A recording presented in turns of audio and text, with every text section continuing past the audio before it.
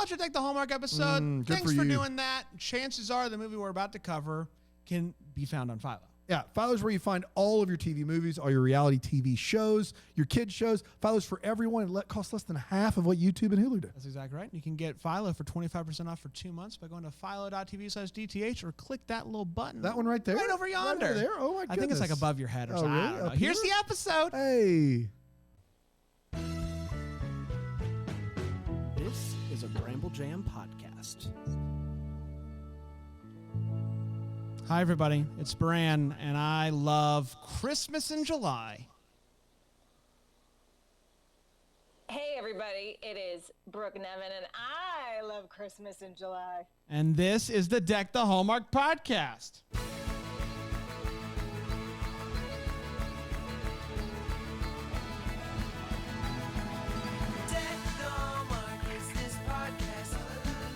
Oh my gosh, I'm so excited for another exciting episode. I think this is what people have been waiting for, another episode of Christmas Cues with Bran.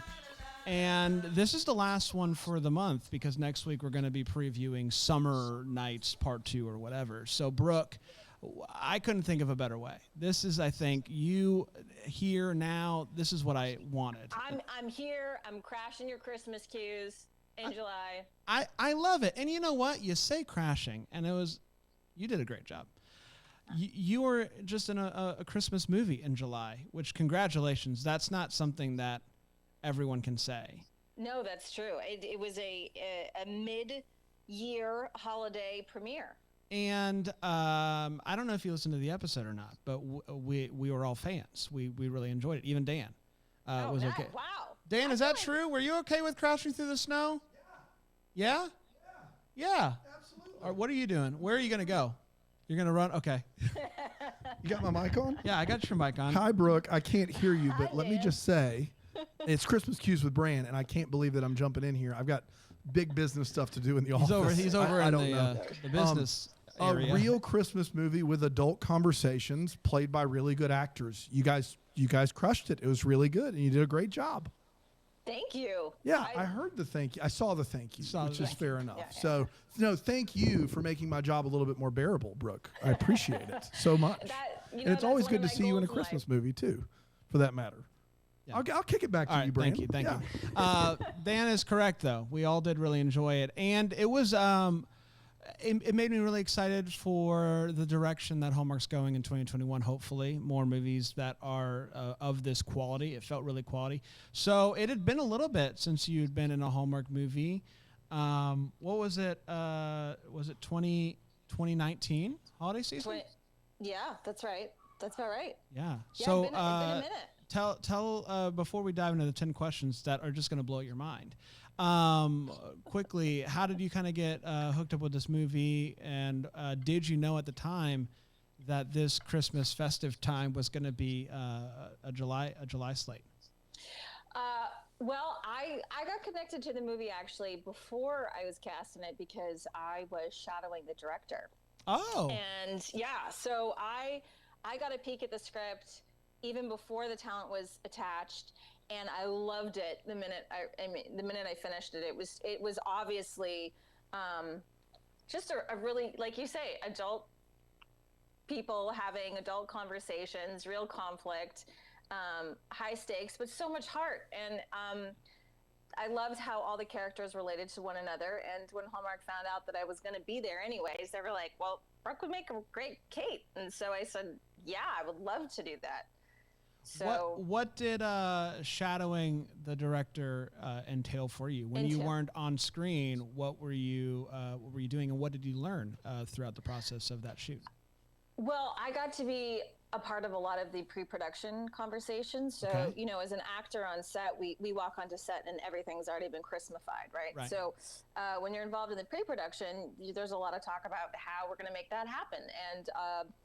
And even just some of the logistics, like how to make it as shootable as possible, how to get certain things on camera and scheduling and all that good stuff that goes into making a movie, location scouting, all that stuff. So I got a peek into that. I mean, I have directed before, so none of it was like mind-blowing, but it's certainly specific to creating this type of movie.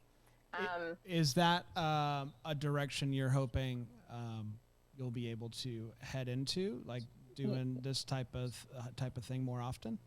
I love the collaborative process of being involved in a project even before we get on set. So the more I can spin more creative plates while telling a story, I really enjoy that process. So yes, it's something that I'm working towards being able to do both as much as possible. And it was 2018, Jingle Around the Clock, which you were also a part of the whole creation of that as well, correct? Yes. And so is that something that you are, at least with Hallmark, hopefully, do you got anything in the works or that you're hoping that you'll be able to do coming up? I have some stories that we're playing with and wanting to pitch the network, so that's sort of in process. But there's nothing that I can give you like a hard date or upcoming just yet. But I will let you know when that happens. Wonderful. Well, we love you, and we were just happy to see you back on the screen of something that we're reviewing. It was wonderful, and it also helped that it was really good, and it made my July it kicked it off right. So thank you for doing it. You're welcome.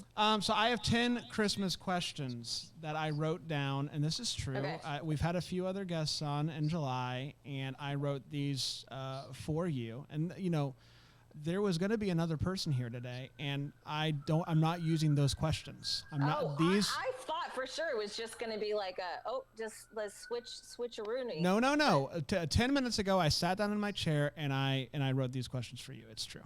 And I want you to be as honest, as truthful, and as holly and jolly as you possibly can through this process. Is this rapid fire? Do I have to be on my toes? No, you take your time. I don't want you to feel rushed because you can't rush Christmas. That's one thing that I would always say. And I don't want that to be what happens here today. And so some of these might be real stumpers. And so just, take your time. I've got my Christmas thinking cap on. You do. You're ready to go. Yeah. The first question, of all the Christmas movies that you've ever seen, which character would you say is your favorite character in a Christmas movie of all time? I know, that's a doozy to start off with. I actually have a pretty solid answer that comes quickly to mind. It's going to be Will Ferrell in Elf. Yeah. As Elf. Yeah. It's a true classic. Yeah. It's hard to that feels like a character or a role that it's hard for me to at this point think of him as anything else. Like, I know he's done other stuff and it's been good, but he'll always be Elf. Always be Elf. But did you know that he wasn't always the first choice for Elf? Did you see the making of? I saw the thing on Netflix last year, whatever that was called. Christmas movies that made us. Yeah, who was the original choice? I don't even remember. I mean, that's the whole point, right? His superstardom as Elf has eclipsed what could have been before him. But I do remember that it was supposed to be a more adult movie, and they made it more kid friendly. Yes. Also that. So now you don't have to watch it, everybody. We gave you all the details that you could possibly need. Of these three holidays, which one would you get rid of if you had to? Thanksgiving, Christmas, New Year's Eve. Ooh, that's a good one. I know. Okay. I'm going to say sometimes I feel like New Year's Eve is a little hyped up. You know what I mean? Sure. And I would say that there's the possibility where you have a lot of expectations for New Year's Eve only, and a lot of pressure. You've got to make those resolutions. Yeah. So I feel don't get me wrong, I love fireworks, but if I had to keep two and just get rid of one, I'm going to say goodbye New Year's Eve. That's fair. I think the one thing that New Year's Eve has going for it is it's the one day of the year where people that are on TV like get the okay to get drunk like while they're on TV, and it's a very unique thing. It's a very unique moment, and so that it does have that going for it. But also, now that I have kids, it's like midnight seems hard. It's a long ways away when you're looking at your clock, and it's a lot of pressure. It's a lot of pressure. I also, this is a strange, maybe I equate one with the other, only because I've heard stories of like, you know, you think of New Year's Eve and you think of the ball dropping in NYC, right? Right. Times Square. And then I automatically think of adult diapers because it's so hard to find a bathroom. Have you been? So I have not. Okay. I have not. For that reason? Yeah, pretty much. Mm-hmm. Yeah. And so I just have never heard of other holidays requiring the use of adult diapers. Yeah, no, that's fair. You know, in order to celebrate it? Yeah, the closest I've been is I've been in Brooklyn on New Year's Eve, and I watched it from the roof. And did you wear an adult diaper? I didn't, and that's the beauty. No. I could just go down. I could just go downstairs. That's the beauty. That's the type Find of a rooftop, because the ball is very bright. Like you can see it across the river, the Hudson, if you will. And so it's just really pulsing at 10 seconds, and it's lighting up the sky, even in Brooklyn. So that would be my recommendation. No adult diaper needed. There you go. That's the way to do it. That's a life hack here on Christmas Cues with Bran.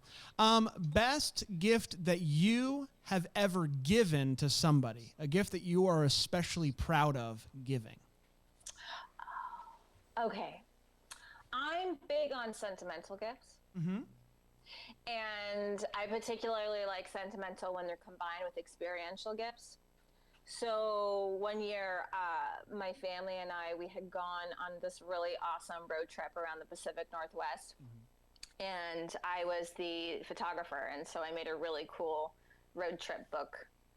And that was my favorite gift to create and also give. That's so sweet. Yeah. Did you like literally hand make it, or did you do one of those like, you know, upload them and they'll make the book for you? It was an upload, but you know, but still, you can you know, custom make each page and color palette. Yeah, I mean, slightly less impressive, but still really great. Like still really good. Like I would be really happy if I got one of those. It was a digital scrapbook. Yeah, digital scrap. It's a digital scrap. Yeah. Let's just say, you know, we go out Christmas karaokeing, if that's a thing. Ooh. I hope that it is.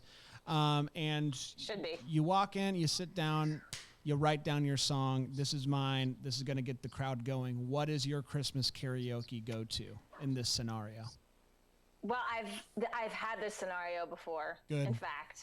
And I'm going to have to go with, it's a song that's become fairly controversial. Okay.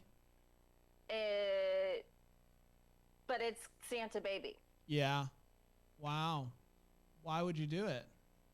Why would I do it? Because it's fun to sing. It is? I guess, yeah, I wouldn't do it personally. But I can see how it might be fun. You can really add your own flair to it, if you will. Yeah. I my go-to is Do They Know It's Christmas? One, really kind of a dumb song overall, but you can really get the crowd into it. And I think it's just a good one. That's a good crowd pleaser. Yeah, it's a good, it's definitely a crowd pleaser for sure. Until, you know, you're like 3 minutes into singing the same thing over and people are like, is it still going? Yeah, it's still going. Sugar cookies or gingerbread men? Ooh, both very fun to decorate. Absolutely. I would say there's a lot of versatility in gingerbread that you don't necessarily get with sugar cookies, because you can both make gingerbread people and the houses that they live in. That's true. What is it about gingerbread that makes the houses doable? Could you not do it with sugar cookie stuff? I think they're maybe a bit too brittle. Okay. I don't know. I'm wondering if like the thick molasses content in gingerbread just makes it sturdier. I'll say this much: if there's one thing I know about social media, it's that people will let us know. They're going to let us know. They will give us that. Yeah, I like sugar cookies to eat and gingerbread to play with. Would probably be the way that I would do it. But gingerbread, I mean, the opportunities are endless. You can go for days. I mean, my sister and I are very big on the gingerbread house decorating. Do you do it like on? Oh yeah, we've won contests before. Well, what'd you do? Like what was your prized house? well, we made a gluten-free gingerbread house from a bakery in Vancouver, and then they gave us a bunch of free gluten-free yummy things. Wow. So that's fantastic. Congratulations. Definitely worth the creative commitment. Congratulations. Thank you. Are you gluten-free? I am. Does gluten-free gingerbread still get it done? Yeah. Yeah. It's pretty good. Good. Yeah. What Christmas movie that you are a part of do you think should be considered a Christmas classic? Well, that's easy because I feel like Crashing is next level Hallmark and should absolutely be watched every year. I agree. I do think it's next level. I think the one that in Hallmark universe is Journey Back. Like that is people go nuts about that one. I don't think I knew this. I didn't. You don't know that? Oh, people love that one. That's a classic. It's a true classic. I don't know if it's a classic outside of like Hallmark world, right? But within Hallmark worlds. But I do think Crashing breaks down the walls of cinema. Some names that are thrown out in Frosty the Snowman that are within consideration when they're naming Frosty are these names. They land on Frosty, but these are some names that are thrown out. Harold, Bruce, Christopher Columbus, and Oatmeal. Of those four names, which one would you have voted for had Frosty not been brought up? Well, the monosyllabic Bruce doesn't feel like a really fun name in a song when you think about it. Mm-hmm. So if you're just saying Bruce the Snowman, yeah, that doesn't quite work. Good, Bruce. Right? That's tough. Oatmeal works. Harold works. You know, from a Harold the Snowman. Yeah. Oatmeal. I kind of like the zaniness of Oatmeal. I do too. It gets confusing because you don't think about oatmeal and Christmas, but you know, maybe then we'd have a really like Christmassy oatmeal dish if I like that a lot. I've always been baffled at the reaction the kids give to oatmeal when the kid throws it out there, because I think oatmeal is kind of like off-white, you know, like, which is something about snow, you know, it adds a little, you know, he's done some texture. Stuff. He's lived some life, right? Yeah, so I think oatmeal works better the more you think about it. Do you think it works better than Frosty? No, of course not. Oh, okay, just checking. Maybe. I don't know. Frosty's very on the nose. It sure is. I'm gonna. The next time I sing that song, I think I'm just gonna say Oatmeal and see what people think. I think you should do that at Christmas karaoke and just really throw people for a loop. Which of the 12 days of Christmas do you think would be the most helpful, but you can't say golden rings? Oh, right, because golden rings you could you sell and get a bunch of money. Yeah. Okay, I got to go back into 12 days of Christmas. You can do this. I believe in you. First day of Christmas. I mean, a partridge. I don't know. It's whatever. The birds, I think, as a whole are whatever, right? Like, they're birds. Yeah. The geese are laying. You can... Yeah, then at least you got a really great Christmas omelet. Yeah. You've got drummers that are drumming, which is fine, I think.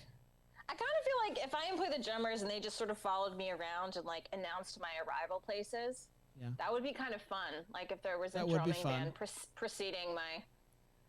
It seems very egoic, but kind of fun. Like I'm thinking like a New Orleans drum like band, that a lot. And then you could just people would come and dance in the streets. Yeah, I do like that. Maids and milking. That's just, I mean, I do like milk, so I guess it would be helpful. And then I think the rest is birds. Jumping. Lords are leaping. Lords of leaping. Yeah. I mean, how vast are their leaping powers? Are we talking superhero leaping powers? I think regular lords? I would say there is one lord that can leap really high. Yeah, and you just have to figure out which one that is, and then it's a different ball game at that point. Yeah. But I think I like the drumming. I would love a collaboration I think if we could do a combo package of the Lords of Leaping with the drumming, then you've really got yourself a parade. Yes, absolutely. Who doesn't want a parade? We figured this out real good. I want you to think specifically of Christmas Eve, and I want you to tell me which movie comes to mind when you think of Christmas Eve. Well, I didn't grow up watching this movie, but my partner Michael, who you know and love, it has a Christmas tradition watching Love Actually. But I'm gonna say it's a tie between that and Die Hard. Wow. 2 movies that were talked about last week with me and Andrew Walker, and we discussed how both of those movies are barely Christmas movies to us. Oh yeah, I mean they don't scream Christmas. Those are both fringe Christmas movies, if you will. Yeah. This tells me a lot about Michael. Tells me a lot about Michael. Tells me everything I need to know. Last question, and you've made it through. You've done an amazing job. Whew. Do you know the song Christmas Shoes? Sir, I want to buy these shoes for my mama, please. I don't know. It's an awful song. Then I'm going to change this song. I'm going to change it to something else. Okay, you have to listen to one of these 2 songs. Okay. On repeat during the holiday season. Which one do you pick? The Alvin and the Chipmunks song. You know that one? Oh yeah. Christmas time is here. Or the barking dogs that sing Jingle Bells. Oh. Yeah. I feel like I wonder if that would get my dog Baxter riled up if he heard a Christmas album in Barks.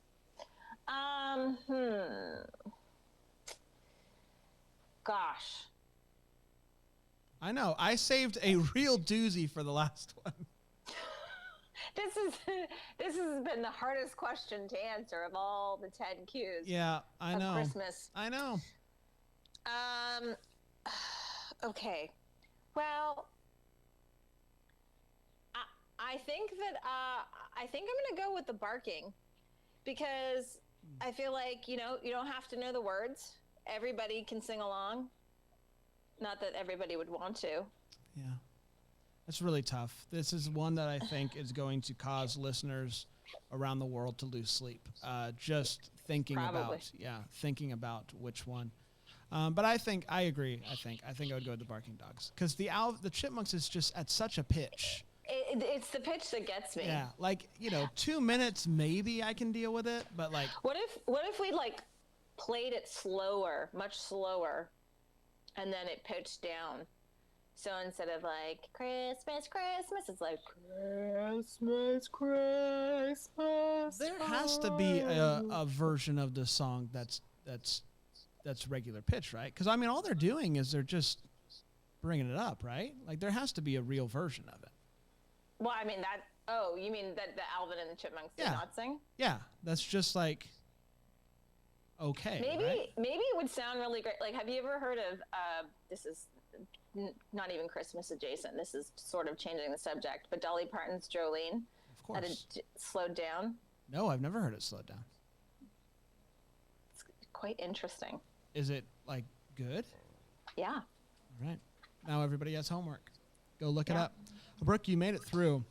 We did Christmas Cues with Bran. I'm very proud. I thought you knocked it out of the park. Thank you. Tell people what you have coming up and how they can follow you on the socials to see what's next. Well, you can follow me at The Real Brooke Nevin on Instagram. Oh, that fake one can get out of here. Get out of here. We don't want any Brooke Nevin imposters. Exactly right. Yeah. And at Brooke Nevin on Twitter. Crashing Through the Snow has been playing on the Hallmark Channel. That's and might make a reappearance this upcoming holiday season. I also have a Christmas movie coming out on Lifetime. Ooh, is that Corey? Is that a scoop? Is that out there? That's a scoop, guys. Wow, we got a scoop. Sound the scoop horn. Wow. It's called It Takes a Christmas Village. I don't have a date for you yet, but it's a really sweet movie. It Takes a Christmas Village. It does. Who's it with? It stars Corey Sevier. Okay, I don't know that name, but I'm sure it's a great name. great. He's great. It takes a Christmas Village lifetime. It does. I love it. Can't wait for that. And thank you so much. This was Thanks all that I could have hoped for. And may I be, here it comes. May I be the first to wish you a Merry Christmas. Deck the Hallmarks of Bramble Jam podcast. It's presented by Philo TV. It's produced by Brandon Gray and recorded live in, Greenville, South Carolina. Set decor is by Plum at Haywood Mall. For more information on Deck the Hallmark, you can go to deckthehallmark.com. For more information on Bramble Jam Podcast Network, you can go to bramblejampodcast.com.